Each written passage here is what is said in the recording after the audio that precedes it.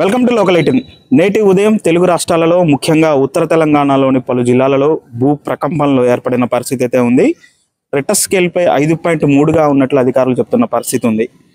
నేటి ఉదయం 7:27 సుమారు 6 సెకండ్ల పాటు భూ ప్రకంపనలు ఏర్పడగా ఉత్తర తెలంగాణలోని ముఖ్యంగా ములుగు జిల్లా, భద్రాద్రి కొత్తగూడెం, తర్వాత ఖమ్మం, నల్గొండ, వరంగల్ తదితర అనేక జిల్లాలలో ప్రజలు భయభ్రాంతులకు గురైన సంఘటనలు అయితే ఏర్పడింది. అయితే అసలు భూకంపం ఎందుకు వస్తుంది, భూకంపాన్ని ఎలా గుర్తిస్తారు, భూకంప తీవ్రతను బట్టి ఏ పరిధిలోకి చెందుతుంది తదితర విషయాలను తెలిపేందుకు భద్రాద్రి కొత్తగూడెం జిల్లా భద్రాచలం ప్రభుత్వ డిగ్రీ కళాశాల అధ్యాపకులు డాక్టర్ భారతి గారు మనతో ఉన్నారు. వారిని అడిగి మరిన్ని వివరాలు తెలుసుకునే ప్రయత్నం చేద్దాం. ఈ నేటి ఉదయం వచ్చిన భూకంపం గురించి, అసలు భూకంపం ఎందుకు వస్తుంది, దాన్ని ఎలా గుర్తిస్తారు? భారతీయ సమాజం అనేది పంచభూతాలని గౌరవించేటువంటి సమాజం. అలాంటి సమాజంలో ప్రస్తుతం అభివృద్ధి పేరుతో జరుగుతున్నటువంటి విధ్వంసం, అంటే కొండల్ని తవ్వేయడము, భూమి సమతుల్యత దెబ్బతిన్నప్పుడు భూకంపాలు వస్తాయి. భూమిలో ఏది ఎక్కడ ఉండాలో అది అక్కడ ఉండాలి. మనం బొగ్గు తీసివేస్తున్నాము, ఖాళీ అవుతుంది, అక్కడ ఇసుక నింపుతున్నాం, అంటే అంత బరువు మనం అక్కడ పెట్టడం లేదు. అలాగే కొండలు తవ్వేస్తున్నాం, అంటే అక్కడ ఏది ఎక్కడ ఉండాలో అక్కడ ఉంటే స్థిరత్వం అనేది ఉంటుంది. అవి తగ్గిపోతున్నటువంటి కారణంగా భూమి తన యొక్క పరిధిని మార్చుకుంటూ ఉంటుంది. కాబట్టి భూకంపాలు అనేవి సంభవిస్తూ ఉంటాయి. సాధారణంగా ఈ భూకంపాలు వచ్చినప్పుడు దీన్ని ఎలా గుర్తిస్తారు, దాని తీవ్రతను బట్టి ఎట్లా విభజిస్తారు? రెక్టర్ స్కేల్ మీద దాన్ని గుర్తించడం అనేది జరుగుతుంది. ఆ రెక్టర్ స్కేల్ మీద పాయింట్స్లో అది నమోదవుతూ ఉంటుంది. దాని తీవ్రతను బట్టి నాకు తెలిసి 7.5 పైన వస్తూ ఉంటే కనుక అది తీవ్రమైనటువంటి భూకంపంగా గుర్తిస్తారు. నేటి ఉదయం సంభవించిన భూకంపాన్ని ఎలా పరిగణించాల్సిన అవసరం ఉంటుంది?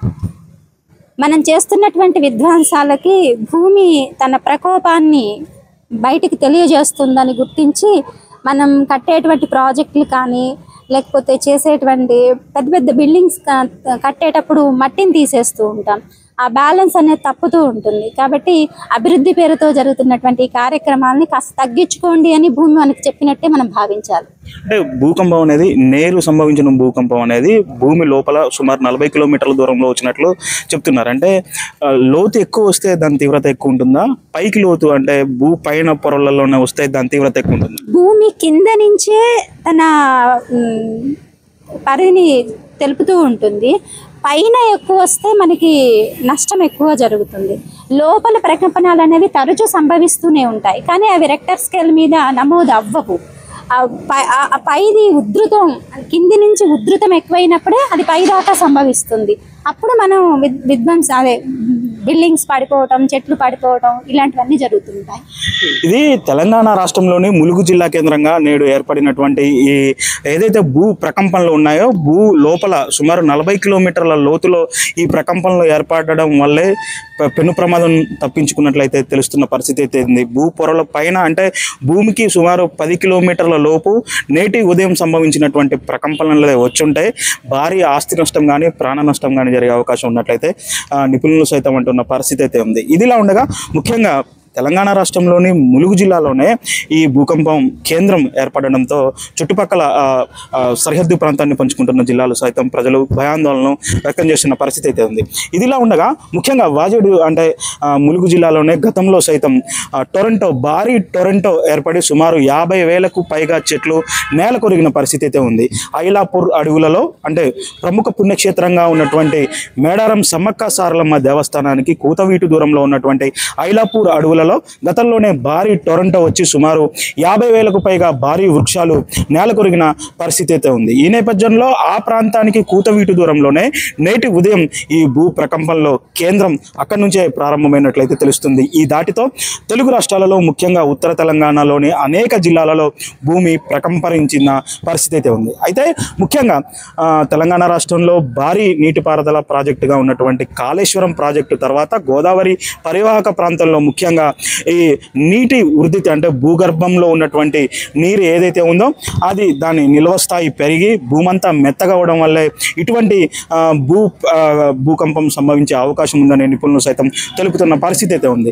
నేటి ఉదయం సంభవించినటువంటి భూకంపం 5.3గా తీవ్రత నమోదు కాగా మరికొద్ది రోజులలో అంటే రాబోయే 2-3 వారాలలో మరో స్వల్పమైన భూకంపం వచ్చే అవకాశం ఉందని అధికారులు సైతం తెలిపిన పరిస్థితి అయితే ఉంది. ముఖ్యంగా ఈ తెలంగాణ రాష్ట్రంలో ఒకవైపు సింగరేణి పేరుతో బొగ్గు గనుల తవ్వకాలు జరుపుతుండడం, మరోవైపు గోదావరి పరివాహక ప్రాంతంలో ఇటు కాళేశ్వరం ప్రాజెక్టు నిర్మించిన అనంతరం భూగర్భ జలాలు స్థాయి సాంద్రత పెరగడంతో ఈ భూకంపం ఏర్పడినట్లు మరొక వాదనలు సైతం వినిపిస్తున్నాయి. ముఖ్యంగా గోదావరి పరివాహక ప్రాంతంలో ములుగు కేంద్రంగా సుమారు 225 కిలోమీటర్ల పరిధిలో ఈ భూ ప్రకంపనలు ఏర్పడినట్లయితే ప్రాథమికంగా అధికారులు తెలుపుతున్న పరిస్థితి అయితే ఉంది. గతంలో సైతం ఈ ములుగు జిల్లా కేంద్రానికి కూతవీటు దూరంలో ఉన్న ఐలాపూర్ అడవులలో ఈ టొరంటో దాటికి సుమారు 50,000 చెట్లు నేల కొరగడంతో అప్పుడు కేంద్ర ప్రభుత్వం ప్రత్యేక శాస్త్రవేత్తల బృందాన్ని ఈ ప్రాంతానికి పంపించి అసలు టొరంటో ఏర్పడడానికి కారణం ఏమిటి, 50,000కు పైగా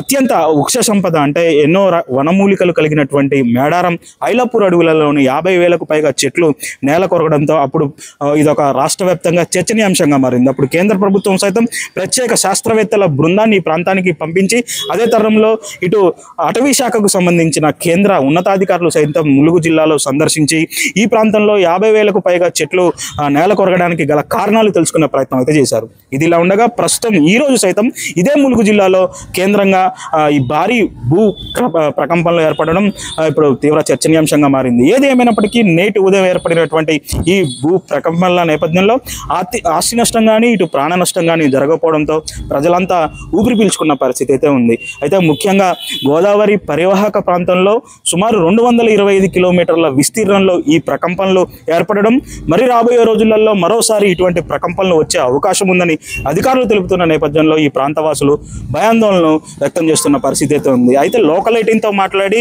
NGRI అధికారి చంద్రశేఖర్ లోకల్ 18తో మాట్లాడుతూ మరికొన్ని రోజులలో మరోసారి భూ ప్రకంపనలు వచ్చే అవకాశం ఉంది, శిథిలావస్థలు పాత భవనాలలో ఉన్న వాళ్ళు కాస్త అప్రమత్తంగా ఉండాలని ఆయన తెలియజేసిన పరిస్థితి అయితే ఉంది. కెమెరామెన్ ఆదిత్యతో క్రాంతికుమార్ దాసరి, లోకల్ 18, భద్రాద్రి కొత్తగూడెం.